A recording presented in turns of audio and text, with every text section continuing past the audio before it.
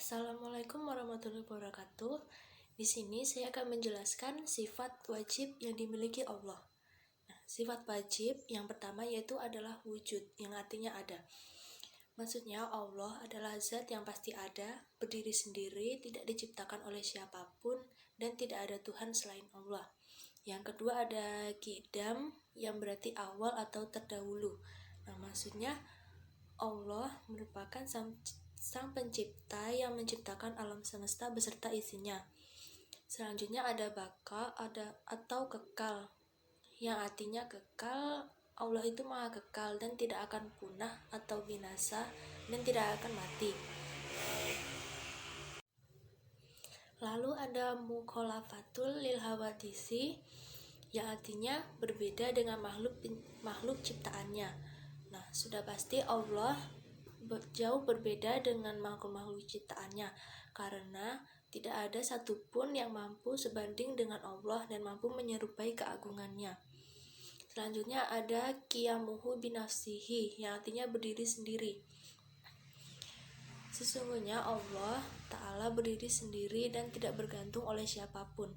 Selanjutnya ada wahdaniyah atau tunggal. Allah merupakan satu-satunya Tuhan pencipta alam semesta. Selanjutnya ada kudrat atau berkuasa. Allah memiliki kekuasaan atas segala sesuatu dan tidak ada yang bisa menandingi kekuasaannya. Selanjutnya ada irodat atau berkehendak. Allah maha berkehendak atas segala sesuatu. Kejadian apapun pasti terjadi atas kehendak Allah Subhanahu wa Ta'ala. Selanjutnya ada ilmun atau mengetahui. Allah maha mengetahui atas segala sesuatu, baik yang tampak maupun tidak tampak. Selanjutnya ada hayat atau hidup. Allah tidak akan pernah binasa ataupun musnah. Lalu ada sama atau mendengar. Allah maha mendengar apa yang diucapkan hambanya. Tidak ada yang terlewat dari pendengaran Allah. Lalu ada basar atau melihat. Dunia ini atau seluruh isi dunia ini tidak luput dari penglihatan Allah. Selanjutnya ada kolam atau berfirman. Allah memberi tugas kepada Nabi atau Rasulnya untuk menyebarkan kolam sebagai pegangan umat manusia, yaitu Al-Quran. Selanjutnya ada qadiran atau berkuasa. Lalu ada muridan, berkehendak. Apabila Allah sudah menakdirkan sesuatu, maka tidak ada yang dapat menolak kehendaknya. Selanjutnya ada aliman atau maha mengetahui. Sebagai sifat wajib Allah, aliman atau mengetahui berarti Allah bisa mengetahui segala sesuatu yang ada di dunia ini. Selanjutnya ada hayan atau hidup. Allah selalu hidup dan dapat mengawasi hamba-hambanya karena tidak pernah tidur. Lalu ada sami'an atau mendengar.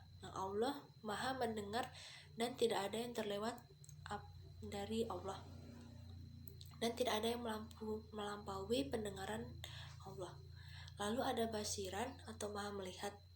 Allah maha melihat dan mengawasi setiap perilaku hamba-hambanya. Lalu ada mutakaliman, berarti berfirman atau berkata-kata. Allah berfirman melalui kitab-kitab suci yang diturunkan dan disampaikan oleh para nabi dan rasul.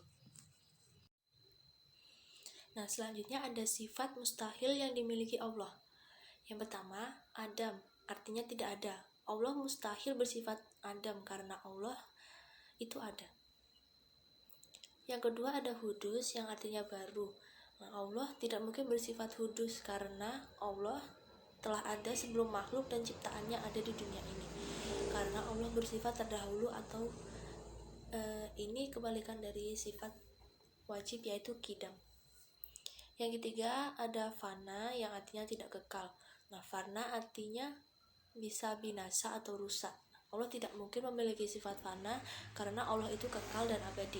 Lalu ada mumasalatul lil hawadis, yang artinya Allah menyerupai makhluknya atau Allah serupa dengan makhluknya. Allah tidak mungkin serupa dengan makhluknya karena Allah berbeda dengan makhluk baik dari zat, sifat atau perbuatan. Selanjutnya ada muhtajun lil ghairi, yang artinya berdiri dengan yang lain atau membutuhkan orang lain. Allah tidak membutuhkan bantuan dari siapapun. Lalu ada ta'adud yang artinya berbilang. Allah tidak mungkin bersifat ta'adud karena Allah itu esa atau tunggal. Lalu ada ajzun yang artinya lemah. Allah tidak mungkin bersifat ajzun karena Allah itu berkuasa atau kudrat. Tidak mungkin Allah mempunyai sifat lemah meskipun hanya sedikit. Selanjutnya ada karohah yang artinya terpaksa. Allah mustahil memiliki sifat karohah karena Allah bersifat berkehendak atau iradat. Lalu ada jahlun atau artinya bodoh. Allah tidak mungkin memiliki sifat bodoh karena Allah itu merupakan penguasa dari ilmu alam semesta. Ada mautun yang artinya mati. Ini merupakan kebalikan dari sifat hayat atau hidup karena Allah tidak pernah mati. Ada sumun atau tuli. Allah mustahil memiliki sifat sumun atau tuli karena Allah merupakan maha mendengar. Allah maha mendengar segala sesuatu yang ada di alam semesta ini. Lalu ada umyun atau buta. Allah tidak mungkin buta karena sifat wajib Allah itu maha melihat. Lalu ada bukmun atau bisu, karena ini merupakan sifat kebalikan dari sifat wajib Allah, yaitu kalam, yang artinya berfirman. Maka dari itu Allah tidak mungkin memiliki sifat bukmun atau bisu. Lalu ada karihan yang artinya terpaksa. Allah tidak mungkin bersifat karihan karena Allah itu mempunyai kehendak atas segala sesuatu. Lalu ada jahilun yang artinya bodoh. Allah tidak mungkin bersifat jahilun karena segala sesuatu ilmu pengetahuan alam itu bersumber dari Allah sendiri. Lalu ada mayitun yang artinya mati. Allah itu merupakan kekal abadi, tidak ada awal dan tidak ada akhir atau mati. Jadi itu merupakan sifat mustahil bagi Allah. Lalu ada asama yang berarti tuli. Nah, Allah itu tidak akan tuli karena Allah maha mendengar bahkan yang suara paling kecil sedikit pun. Lalu ada akma yaitu buta. Allah memiliki sifat wajib maha melihat, maka dari itu Allah tidak mungkin memiliki sifat buta karena Allah bisa melihat semua perilaku ciptaannya tanpa terkecuali. Lalu selanjutnya ada abkama atau maha bisu. Allah mustahil memiliki sifat bisu karena Allah mempunyai sifat mutakaliman atau maha berfirman. Yang terakhir ada ajzan yang berarti lemah. Ini merupakan sifat mustahil karena Allah sendiri bersifat maha kuasa. Yang ketiga ada sifat wajib yang dimiliki oleh Rasul Allah. Yang pertama ada sidik yang artinya benar. Seorang Rasul selalu benar dalam perkataan dan perbuatannya. Yang kedua ada amanah yang berarti dapat dipercaya. Mereka dapat dipercaya untuk menyampaikan seluruh pesan yang diperintahkan oleh Allah tanpa ditambah atau dikurangi. Selanjutnya yang ketiga ada tabligh yang artinya menyampaikan wahyu. Seorang Rasulullah merupakan penyampai wahyu dari Allah untuk manusia. Yang terakhir ada fatonah atau cerdas. Dengan kecerdasan dari Rasul, mereka bisa memberikan keterangan secara benar sehingga manusia bisa mengerti dan memahami apa yang diajarkan.